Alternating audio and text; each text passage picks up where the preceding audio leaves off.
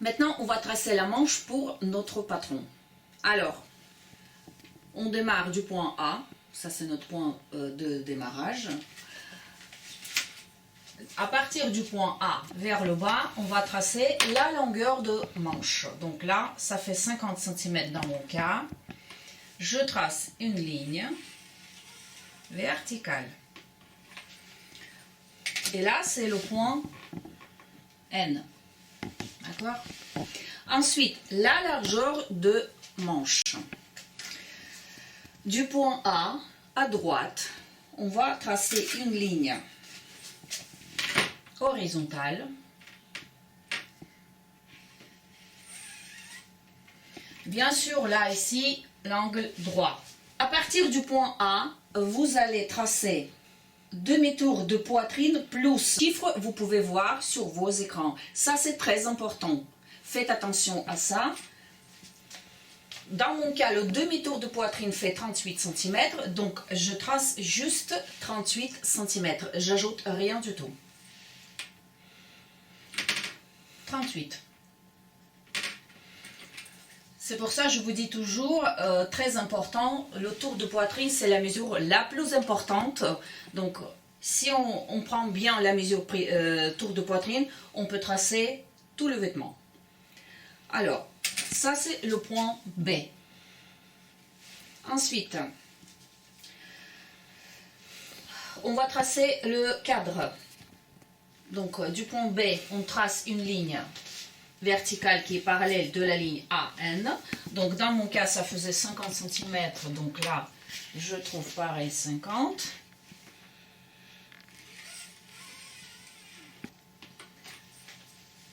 Et je ferme le rectangle ou le cadre.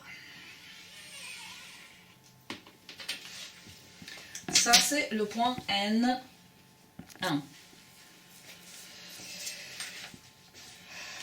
Du point A vers le bas, on va prendre moitié de la distance PG. Ça, c'est le dos.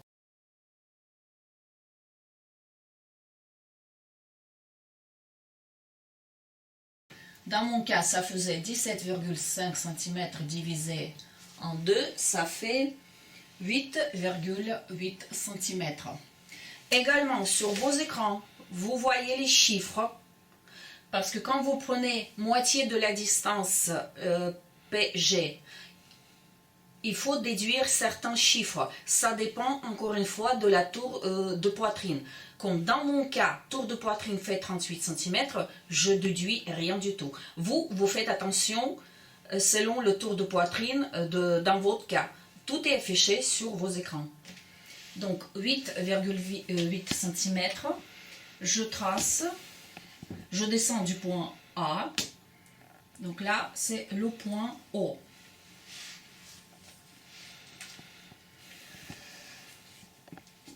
Donc, du point O, on va tracer une ligne horizontale qui est parallèle de la ligne AB et NN1. Et donc là, je trace également 8,8. Ça, c'est le point O1. Et je trace une ligne entre ces deux points. Ça peut vous paraître un petit peu compliqué, mais à vrai dire, il n'y a rien de compliqué. Vous devez juste choisir les chiffres qui correspondent bien au tour de poitrine de votre enfant, de patron que vous êtes en train de tracer. Là, il y a trop de chiffres, ça c'est vrai, mais croyez-moi, à la fin, vous aurez le patron pratiquement idéal. La ligne AB, on va diviser en deux. Donc, dans mon cas, 38 cm divisé en 2, ça fait 19. Vous avez vos propres chiffres. Ça, c'est le point A1. Du point A1, on va tracer une ligne verticale qui est perpendiculaire de la ligne AB jusqu'à la ligne du bas. Parce que ça, c'est la ligne du bas de notre manche. N1, c'est la ligne du bas.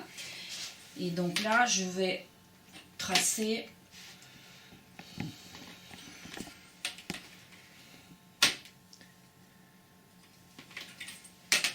une ligne perpendiculaire.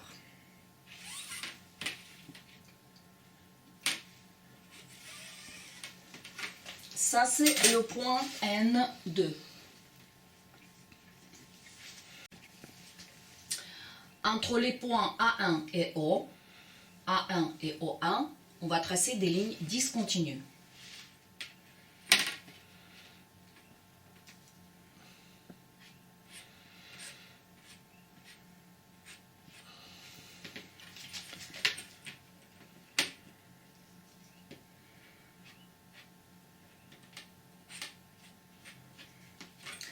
La distance A1O, on va diviser en 2. Donc là, je mesure, ça fait 21, donc 10,5.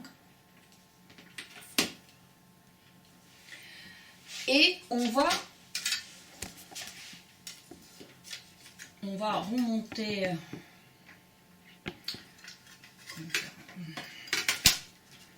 forcément, ça rentre pas. Donc, il me faut tracer une ligne perpendiculaire de la ligne A1O.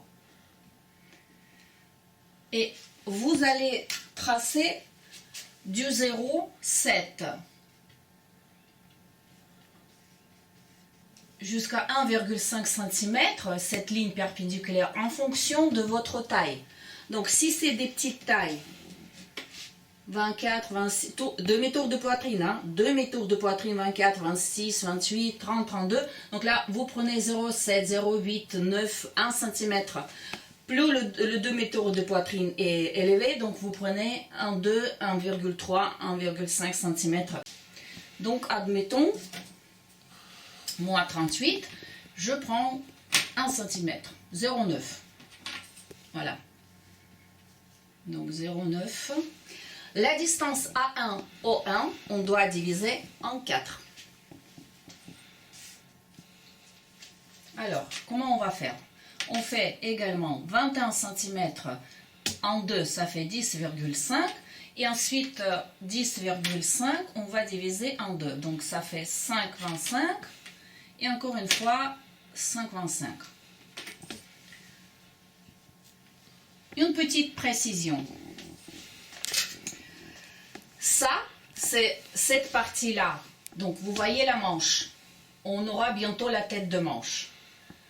Ça, cette partie. Donc, quand on a tracé la ligne A1, N2, on a coupé la manche en deux. Parce qu'il y a une partie de la manche qui va vers le dos et il y a une partie qui va vers le devant. Là, c'est très important.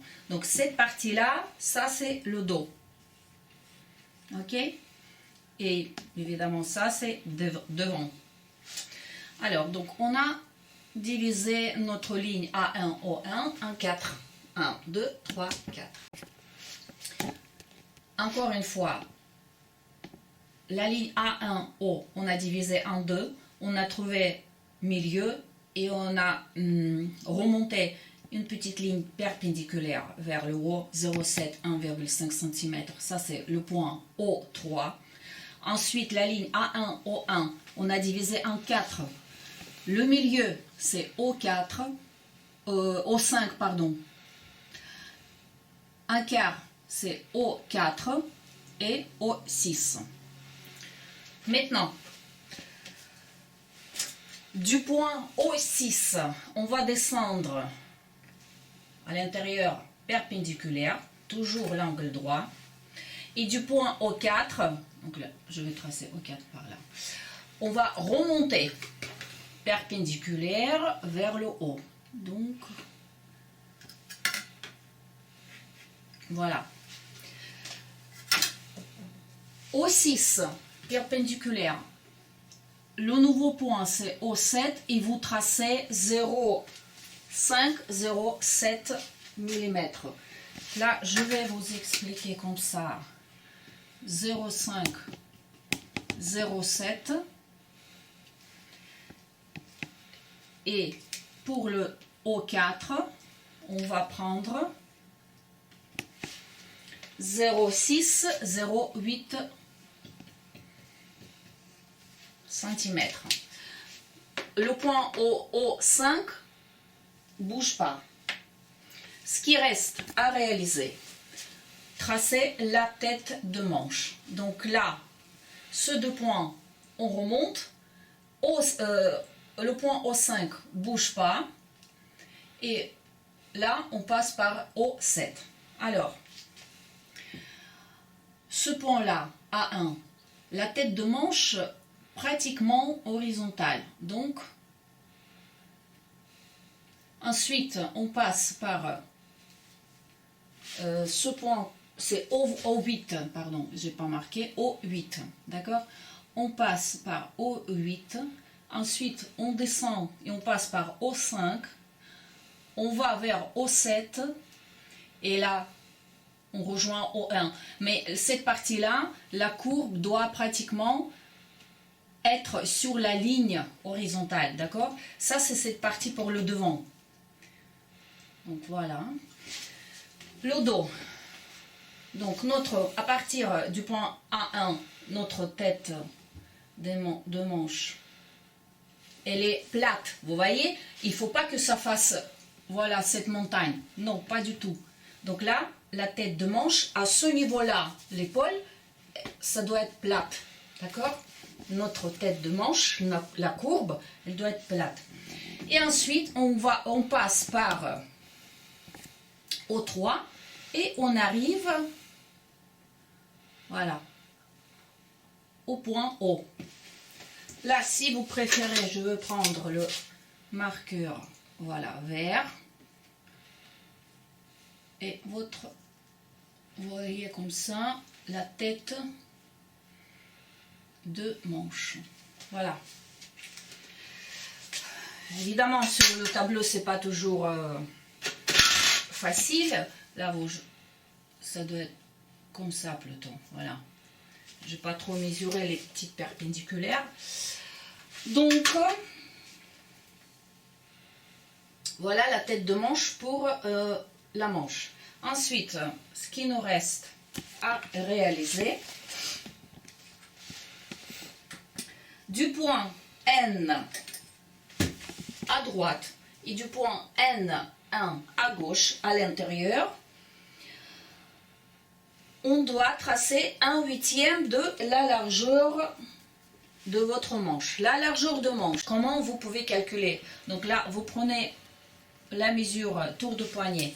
Alors, ça c'est votre tour de poignet. Vous pouvez ajouter les anses que vous voulez. C'est en fonction de la largeur de manche souhaitée. Donc, moi je prends les anses 9,5 cm. Au total, ça fait 24 cm. Et là, j'ai besoin de 1/8, ça veut dire 24 divisé par 8, ça fait 3 cm. Donc, ce chiffre-là, je trace à partir du point N1 à gauche et à partir du point N à droite, à l'intérieur de mon patron. 3 et 3. Et ça, c'est le point N3 et N4. Ensuite, je trace la ligne droite entre le point O et N3.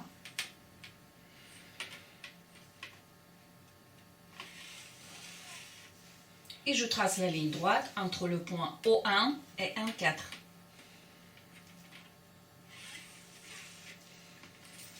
Et là, vous avez votre manche. La distance N3, N2, on doit diviser en 2. Donc là, je mesure, ça fait 16 cm. 2 divisé par 2, ça fait 8. Et je trace une petite ligne perpendiculaire vers le bas. C'est 0,5 cm. Voilà.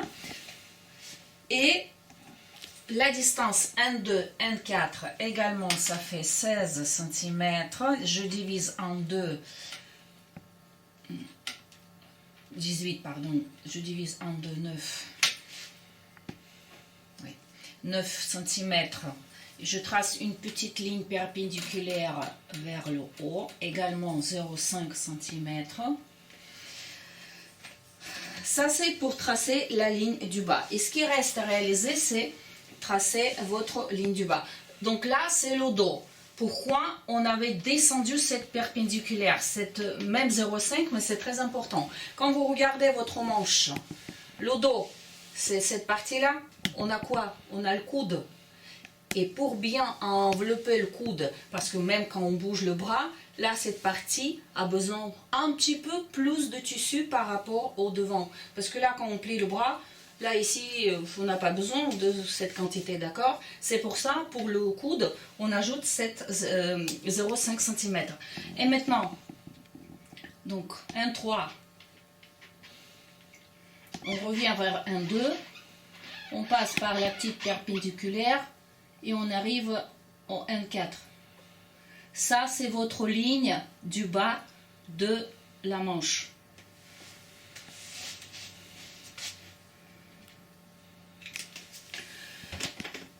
Voilà le patron de base pour les enfants. Je répète encore une fois, vous avez le patron, vous avez la manche.